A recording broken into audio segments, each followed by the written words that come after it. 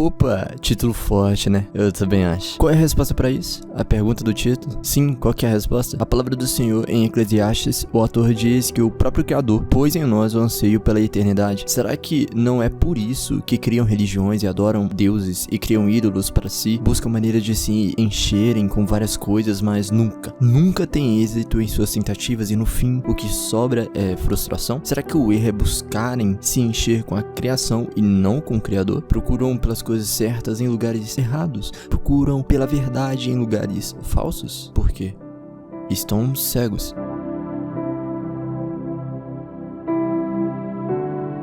Que tipo de cegueira? Deixa-me explicar. Já teve a experiência de assistir um filme mais de uma vez e toda vez que tu assiste novamente consegue captar detalhes que anteriormente estava explícito ao seu olho e não se apercebeu? Aí tu diz, como que eu não vi isso antes? Exatamente dessa maneira que o inimigo de vossas almas engana vocês, bem na frente, debaixo do seu nariz. Mas o relato de Paulo no início da sua conversão, após a oração de Ananias, viu algo como escamas caindo de seus olhos e assim passou a enxergar. Está cansado de tentativas, de procurar prazer e nunca ser saciado, da cobiça do seu coração te enganar sempre com amores falsos e te transformando em uma pessoa desesperançosa? Mateus 11:28 diz: Vinde a mim todos vocês que estão cansados e sobrecarregados e eu vos aliviarei. Vinde a mim. Isso é, não importa o como você o negou, o quanto você disse a ele, eu sei qual é o caminho e o caminho é esse. Não importa quantas vezes você o ofendeu com ignorância, não importa a quantidade de vezes que tu se decepcionou, ele com certeza, com um olhar de amor, diz: Vinde a mim. E você diz: mas... não tem mas. Ele diz: Vinde a mim. Todos os que estão cansados e sobrecarregados, os nossos próprios caminhos tornam o fardo cada vez mais pesado. Nossa alma se torna aflita e quanto mais conquistamos, menos nos sentimos satisfeitos. E sendo sincero consigo, antes você pensava que precisava do quê para sua felicidade se estabelecer completa? Um carro, uma namorada, um namorado, um filho, um amigo. E após conquistar, o que aconteceu? Sua sede por algo continuou? A angústia, o desespero, o vazio continuaram? Jesus diz: Tenho-lhes dito essas coisas para que a minha alegria esteja em vocês e a alegria de vocês sejam completa. Jesus diz: aquele que beber da minha água jamais terá sede, porque ele é a fonte. Só nele a sua alegria é completa. Ele é a fonte de toda a vida. Quem vive nele tem vida em abundância.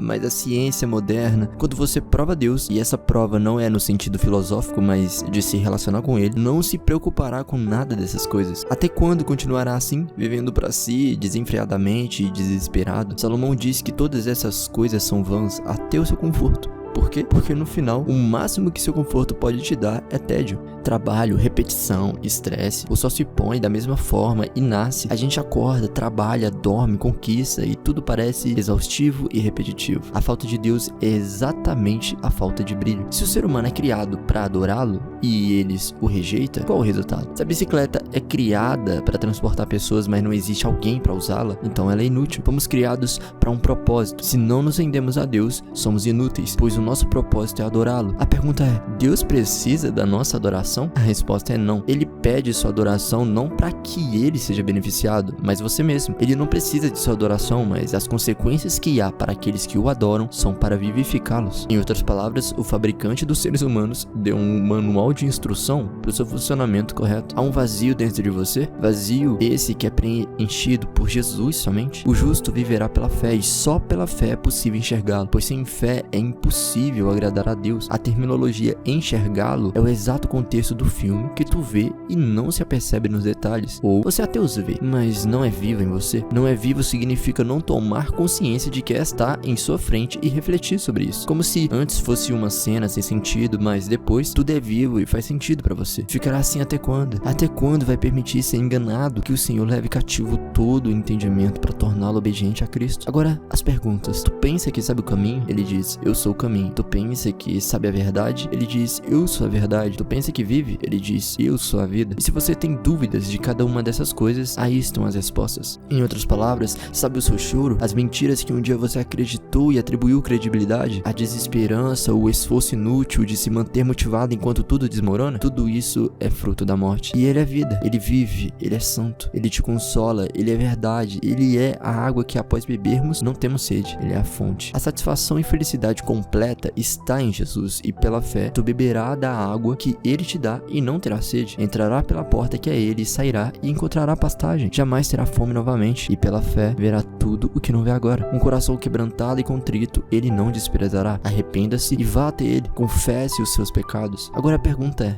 o que é se arrepender? É mostrar para o Senhor que tu agora entende que os caminhos que percorreu até o momento não fez encontrar o que desejava, e que agora percebe que o que precisa está nele e é ele. É como se você dissesse para o Senhor: tentei de várias formas ser feliz por completo, mas agora eu darei a minha última tacada. Lembrando que o arrependimento bíblico antecede a fé. Por que se arrepender? O Senhor se opõe aos orgulhosos, mas concede graça aos humildes. A graça é um favor imerecido, por misericórdia ele nos concede. É por isso que não importa o que tu fez, não importa, desde o assassino até o cara que é mentiroso, todos têm acesso à graça pela fé. Porque ele me escutaria depois de tudo que eu fiz, depois de tê-lo negado tantas vezes? Aproximem-se de Deus e ele se aproximará de vocês. Ele não é orgulhoso, na realidade, o que ele mais deseja é que voltemos a ele. Em outras palavras, ele apaga todas as suas transgressões, esquece delas. O próprio Cristo diz: eu vim para chamar pecadores ao arrependimento, pois onde abundou o pecado, superabundou a graça. Isso é, quanto maior o buraco que entraram, maior é a glória no momento da salvação. Quanto maior é a dívida, quanto mais incapaz é o devedor pagar a dívida, maior a graça do perdão. E aí diz: eu não consigo. Não resista ao Espírito Santo, deixa ele conduzi-lo ao arrependimento. A palavra diz: a bondade de Deus conduz ao arrependimento. Em outras palavras, ele próprio nos reconcilia com ele. O inimigo não deseja que sejam reconciliados, intenta impedi-los de irem até Cristo. Como o inimigo faz isso? Mentiras e manipulação, excesso de informação e implantação de dúvidas. O inimigo não precisa que você negue literalmente Cristo, mas simplesmente que duvide, pois a palavra diz que aquele que duvida é como a onda do mar, inconsistente, e é contrária à fé, pois em Hebreus diz: a fé é a certeza, convicção. Onde há certeza e convicção, não há dúvida. Prove da salvação que só há em Cristo e seja cheio. Jesus, te agradeço por todos aqueles que aqui estão.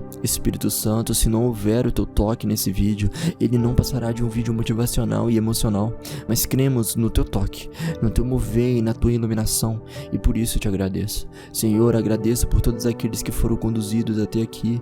Perdoa-os, Senhor. Sonda os corações e vê se há algum caminho mau, alguma dúvida, e guia eles pelo teu caminho de vida eterna. Senhor, se porventura estão confusos, vazios e perdidos, procurando por Ti em lugares errados, peço a Ti que a Tua graça toque-os. Conceda a eles, Senhor, a fé, e pela fé possam provar do Senhor.